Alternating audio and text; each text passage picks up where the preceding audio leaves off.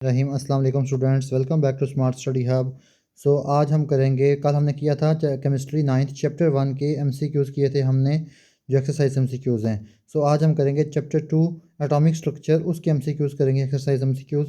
और जो बच्चों पेपर में याद रखना है, हमेशा एक्सरसाइज में से ही एमसीक्यूज़ आते हैं। और इन्हीं एक्सरसाइज एमसीक्यूज़ को अगर आपने याद कर लिया तो आपके एमसीक्यूज़ के 12 मार्क्स पक्के हो जाएंगे। सही हो गया। इन एमसीक्यूज़ को मस्टली इसको याद कीजिए। आज मैं आपको ये एमसीक्यूज़ करवाऊंगा और तकरीबन आप लोगों को ये वीडियो देखकर ही एमसीक्यूज़ ये याद हो जाएंगे और ये आप लोगों को पेपर तक ये एमसीक्यूज़ याद रहेंगे। ये मैं आपको समझा के बिल्ड करवाऊंगा एमसीक्यूज़, ठीक है। तो चलिए शुरू करते हैं। एमसीक्यूज़ नंबर 1 है, how many electrons can be accommodated at the most in the third shell of the elements. के एक एलिमेंट के तीसरे शेल में कितने इलेक्ट्रॉन हो सकते हैं। तो इलेक्ट्रॉन की तादाद मालूम करने के लिए हमारे पास फार्मूला होता है 2n²। n जो है वो नंबर ऑफ़ शेल को रिप्रेजेंट करता है। तो n नंबर ऑफ़ शेल का यह है यहाँ पर थर्ड। ये 3 है नंबर ऑफ़ शेल। तो इसका स्क्वायर लेंगे तो हमारे पास क्या आ जाएगा, 3 3 ज़ार 9। 9 2 ज़ार 18। हमारे पास कितने इलेक्ट्रॉन्स आ गए, 18। यहाँ पर 18 क्या है, ऑप्शन नंबर बी। ये थर्ड शेल में कितने इलेक्ट्रॉन होंगे, बी। अगर कोई भी क्वेश्चन आए तो उसको हमने फार्मूला से सॉल्व करना है। अगर क्वेश्चन में पूछा जाए fourth shell, fifth shell, second shell, तो उसमें हमने ये फार्मूला लगा के तो फिर क्वेश्चन सॉल्व करना है। सही हो गया। अब नेक्स्ट क्वेश्चन है, what information was obtained from discharge tube experiment. कि डिस्चार्ज ट्यूब एक्सपेरिमेंट से हमने क्या हासिल हुआ, हमने उससे क्या ऑब्जर्व किया है। उसका आंसर है electrons and protons were discovered. कि इससे हमें इलेक्ट्रॉन्स और प्रोटॉन डिस्कवर्ड हुए हैं। इससे एक और भी एमसीक्यूज बन सकता है कि इलेक्ट्रॉन को किसने डिस्कवर किया। इलेक्ट्रॉन यानी कि ई फॉर इलेक्ट्रॉन को डिस्कवर किया जे थॉमसन ने।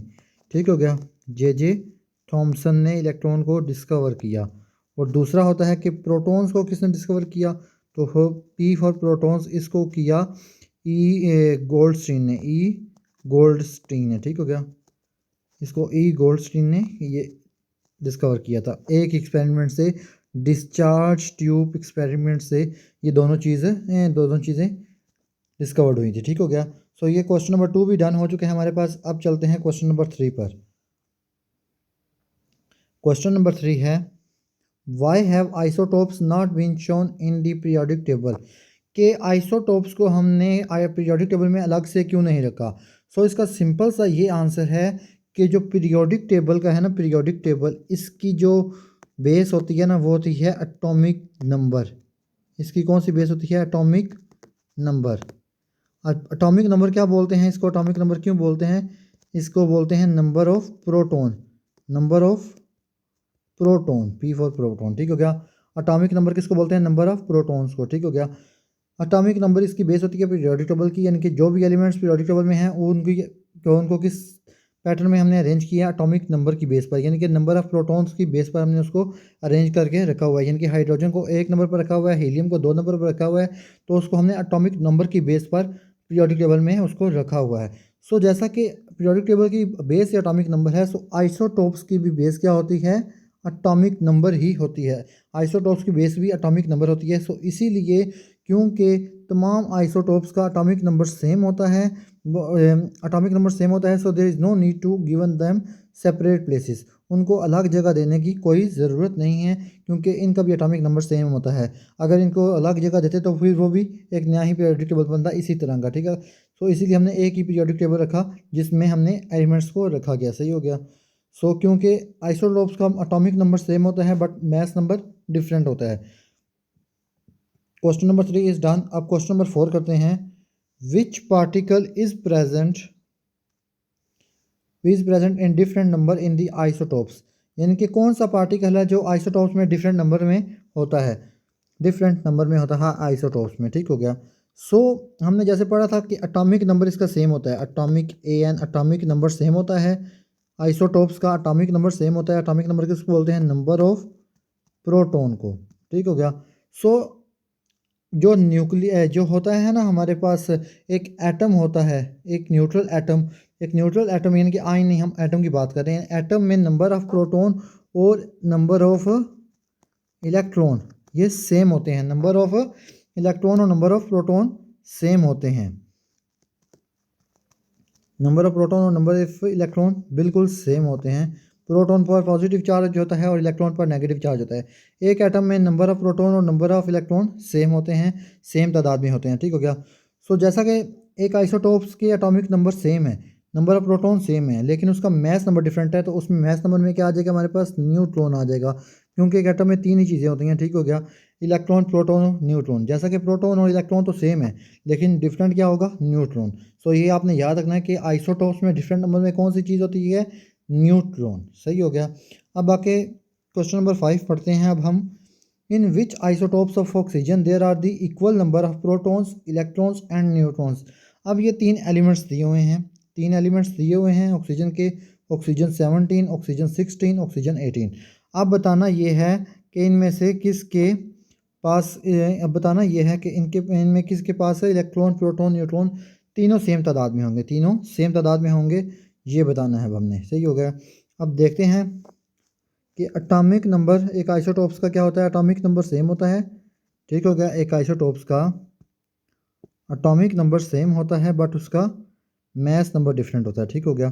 सो अब देखते हैं atomic number same, atomic number, ठीक हो गया, ये सेम हो गया हमारे पास, यानी कि नंबर ऑफ प्रोटॉन सेम है, लेकिन मैस नंबर क्या है, डिफरेंट है, मैस नंबर डिफरेंट है, ठीक हो गया। एक आइसोटोप्स का मैस नंबर डिफरेंट होता है। सो जैसा कि यहाँ पर हमारे पास क्या है, ऑक्सीजन 17, ऑक्सीजन 16 और ऑक्सीजन 18 है। सो इसमें से हम देखते हैं कि न्यूट्रॉन्स का फार्मूला होता है, न्यूट्रॉन्स की तादाद मालूम करने के लिए फार्मूला होता है atomic number minus mass number, ठीक हो गया, मैस नंबर, ठीक हो गया। अब एटॉमिक नंबर क्या है इसका, अब एटॉमिक नंबर इसका क्या है, ऑक्सीजन 17 का, यहाँ पर ऑक्सीजन 17 ये जो ऊपर लिखा हुआ है ये इसका मैस नंबर है, ये इसका ऊपर मैस नंबर है, और इसका ऑक्सीजन का जो एटॉमिक नंबर होता है वो होता है 8, ठीक हो गया। तो 17 में से 8 निकालें तो कितने बचते हैं हमारे पास, 9। सो इसमें सेम आ रहा है, नहीं आ रहा, इसमें तीनों डिफरेंट तादाद में है, ठीक हो गया। यानी कि इलेक्ट्रॉन और प्रोटॉन तो सेम है, इलेक्ट्रॉन और प्रोटॉन तो सेम है 8-8, लेकिन न्यूट्रॉन 9 है। अब दूसरे में देखते हैं 16 वाले में, 16 वाले में देखेंगे तो जैसे कि आप 16 वाले में देखते हैं कि इसमें भी एटॉमिक नंबर 8 है, लेकिन इसका मैस नंबर क्या है, 16 है, मैस नंबर 16 है, तो 8 माइनस 16 क्या आ जाएगा, 8। सो यहाँ पर 8 क्या आ गया, मैस नंबर, और ये भी हमारे पास 8 न्यूट्रॉन्स हो गए, 8 इलेक्ट्रॉन्स हो गए और 8 प्रोटॉन्स हो गए। सो ये सेम हो गए यहाँ पर। सो किस में होंगे सेम हमारे पास, इस वाले में, ऑक्सीजन 16 में हमारे पास है, ये सेम होगा। अब नेक्स्ट है हमारे पास क्वेश्चन नंबर 6 है हमारे पास, क्वेश्चन नंबर 6 है what will be the relative atomic mass of nitrogen given the abundances of its two isotopes, nitrogen 14 and nitrogen 15 are 99.64 and 0.35 respectively. अब ये सिंपल सा इसका ये है कि एवरेज निकालने के लिए ये जो ऊपर होता है इसको बोलते हैं मैस नंबर, इसको बोलते हैं मैस नंबर, और ये होता है मैस, एटॉमिक मैस। क्या होता है, एटॉमिक मैस, कि ये एक एटम का मैस है टोटल और ये इसका मैस नंबर है। सो इसकी एवरेज निकालनी है हमने, इसकी एवरेज निकालनी है। एवरेज निकालने के लिए इसका ये फार्मूला है हमारे पास, इसको एक सेकंड रेस करते हैं। अब इसका फार्मूला लिखते हैं। अब हम फार्मूले में ये लिखना है हमने कि फार्मूले में ये लिखना है कि 14 मल्टीप्लाई बाय 99.64 इसको मल्टीप्लाई करना है, प्लस 15 मल्टीप्लाई बाय 0.34 के मैस नंबर को मैस एटॉमिक मैस के साथ मल्टीप्लाई करना है और इन दोनों को ऐड कर देना है, और ये वेटेड एवरेज हमारे पास आ जाएगा। सो इसका जो आंसर आएगा वो आएगा 14.02, इसका जो आंसर आएगा वो आएगा 14.02। सो इसका आंसर लगाते हैं 14 पॉइंट, इसको जब सॉल्व करेंगे तो इसका ये आंसर आएगा 14.02। सो मैंने आपको बता दिया कि मैस नंबर को एटॉमिक मैस के साथ मल्टीप्लाई करना है और इनकी वेटेड एवरेज निकालनी है। तो वेटेड एवरेज जब निकाला तो ये आंसर आया हमारे पास 14.0021। अब आगे है हमारे पास क्वेश्चन नंबर 7। क्वेश्चन नंबर 7 है how is radio carbon dating useful for archaeologist, कि आर्कियोलॉजिस्ट रेडियो कार्बन डेटिंग को किस लिए यूज़ करते हैं। सो इसका सिंपल सा आंसर है, एक ही आंसर है कि ये रेडियो कार्बन डेटिंग जो है होती है ये हेल्प करती है एज डिटरमाइन करने के लिए। किसी भी ऑर्गेनिक मैटर होता है प्लांट आर एनिमल, ठीक हो गया। प्लांट आर एनिमल जो बहुत साल पहले मर चुके हैं, प्लांट और एनिमल जो बहुत साल पहले डेड हो चुके हैं, उनको एज मालूम करने के लिए हम इसको यूज़ करते हैं रेडियो कार्बन डेटिंग को, ठीक हो गया। रेडियो कार्बन डेटिंग को किस लिए यूज़ किया जाता है? प्लांट और एनिमल जो बहुत साल पहले मर चुके हैं, डेड हो चुके हैं, उनकी एज मालूम करने के लिए हम ये रेडियो कार्बन डेटिंग यूज़ करते हैं, ठीक हो गया। अब क्वेश्चन नंबर 8 है, what does keep the particles present in nucleus intact, कि जो न्यूक्लियस के अंदर, अब इसका भी देखते हैं कि न्यूक्लियस के अंदर क्या होता है हमारे पास। न्यूक्लियस के आगे अंदर हमारे पास न्यूक्लियस के अंदर क्या होता है? ये हमारे पास एक एटम है, ठीक हो गया। इसके अंदर ये पॉजिटिव, इसके अंदर ये न्यूक्लियस है और इसके अंदर पॉजिटिवली चार्ज ये प्रोटॉन्स हैं। और ये जब ये प्रोटॉन और प्रोटॉन यानी कि पॉजिटिव और पॉजिटिव चार्ज क्या करते हैं एक दूसरे को, ये रिपेल करते हैं एक दूसरे को, एक दूसरे से दूर भेजते हैं। सो ऐसी कौन सी चीज़ है ये जो एक इन पॉजिटिव चार्ज एटम को एक न्यूक्लियस में बंद करके रखी हुई है? सो उस चीज़ को हम बोलते हैं स्ट्रॉन्ग न्यूक्लियर फोर्स। न्यूक्लियर की फोर्स जो है वो बहुत ही ज़्यादा स्ट्रॉन्ग है, जिससे वो जो उसके अंदर के पॉजिटिवली चार्ज है ना वो अंदर कैद हैं। ये जो फोर्स है न्यूक्लियस की, वो उनकी उस फोर्स से भी बहुत ज़्यादा बड़ी फोर्स है जी, जो इनको आपस में जोड़े रखी हुई है, ठीक हो गया। इनको रिपेल करने की बजाय इनको आपस में जोड़ के रखती है न्यूक्लियस के अंदर ही, इनको बाहर नहीं जाने देती, ठीक हो गया।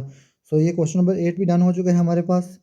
अब क्वेश्चन नंबर 9 है, how do electron keep themself away from the oppositely charge nucleus. अब जो इलेक्ट्रॉन होते हैं उन पे तो नेगेटिव चार्ज होता है। इलेक्ट्रॉन पर कौन सा चार्ज होता है?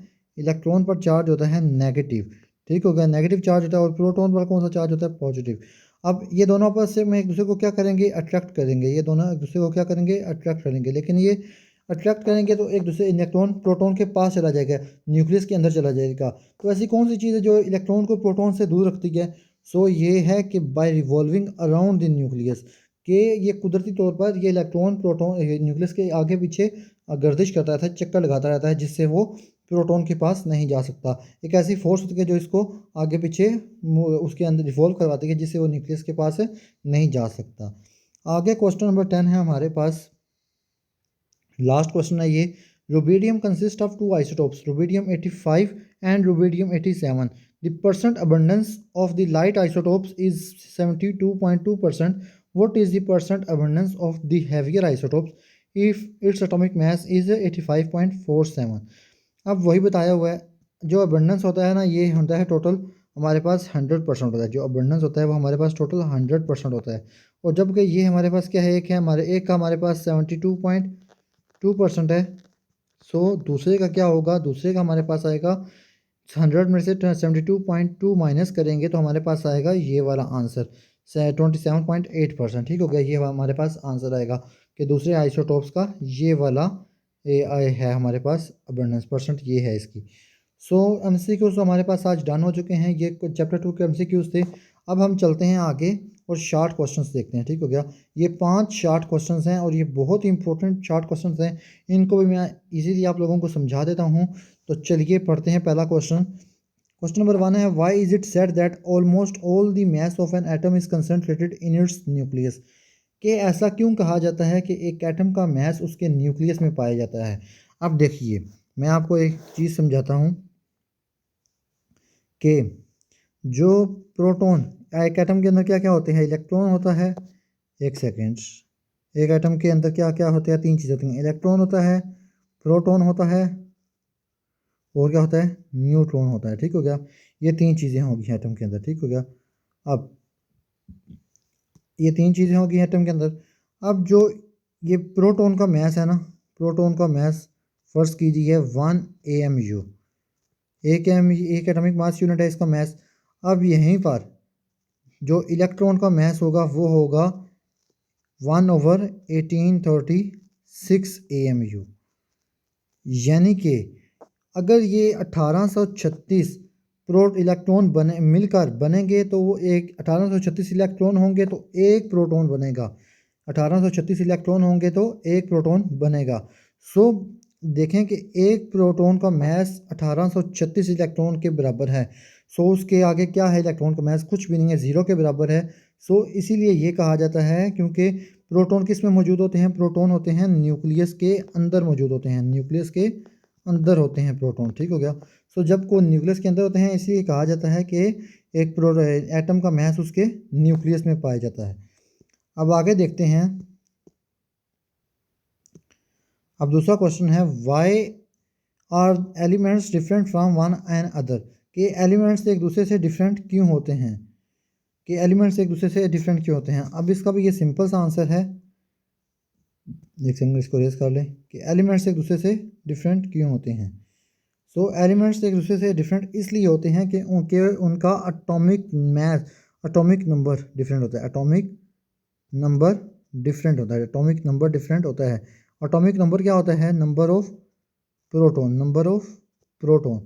और यही नंबर ऑफ प्रोटॉन जैसे जैसे एलिमेंट्स पीरियोडिक टेबल में बढ़ते जाते हैं, हाइड्रोजन से हीलियम, हीलियम से लिथियम, लिथियम से beryllium, so number of protons बढ़ते जाते हैं। जैसे जैसे नंबर ऑफ प्रोटॉन बढ़ते हैं तो उनकी जो कैरेक्टरिस्टिक्स हैं वो भी बढ़ती हैं। तो ये नंबर ऑफ प्रोटॉन्स एक एटम की कैरेक्टरिस्टिक को ज़ाहिर करता है, उसकी खूबियों को, कैरेक्टरिस्टिक को ज़ाहिर करता है, एक ये नंबर ऑफ प्रोटॉन। सही हो गया। सो अब नेक्स्ट क्वेश्चन है हमारे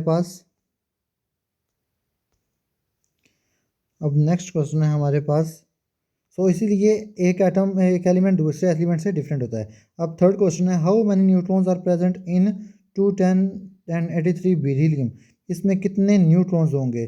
सो इसके लिए सिंपल सा ये है, इसका सिंपल सा ये है कि इसका सिंपल सा फार्मूला है कि हमने पहले भी ये किया है एमसीक्यूज़ में, कि न्यूट्रॉन्स का मालूम करने के लिए हमने ये फार्मूला लगाना है कि atomic number minus mass number, ठीक होगा, atomic number minus mass number.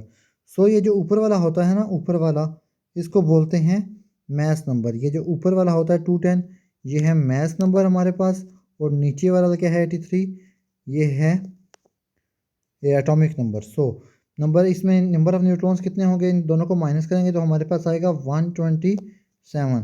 सो इसमें 127 न्यूट्रॉन्स हैं, ठीक हो गया। इसमें कितने न्यूट्रॉन्स हैं? 127। अब क्वेश्चन नंबर 4 है why is tritium H31 are radioactive element, ये जो ट्रीटियम है ये रेडियो एक्टिव क्यों है। इसका भी सिंपल सा आंसर ये है कि इसका भी सिंपल सा ये आंसर है कि ये H31 जो है, ये ऊपर वाला मैथ्स नंबर इसका होगा 3, ठीक हो गया। यानी कि नंबर ये मैथ्स नंबर है 3, क्या है? मैथ्स नंबर है। यानी कि इसमें, और ये नीचे वाला एटॉमिक नंबर है, एक एटॉमिक नंबर है, यानी कि एक प्रोटॉन है, ठीक हो गया। और 3 में से एक निकालें तो 2 बचता है, बाकी 2 क्या हैं? न्यूट्रॉन हैं।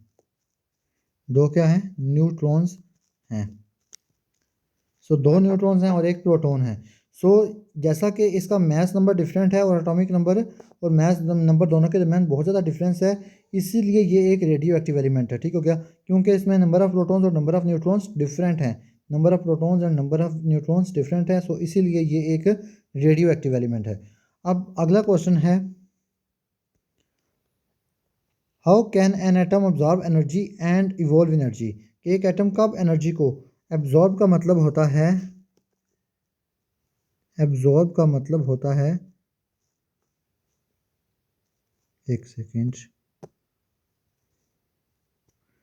एब्जॉर्ब का मतलब होता है, एक सेकेंड, एब्जॉर्ब का मतलब होता है, एब्जॉर्ब का मतलब होता है हासिल करना, गेन करना, ठीक हो गया।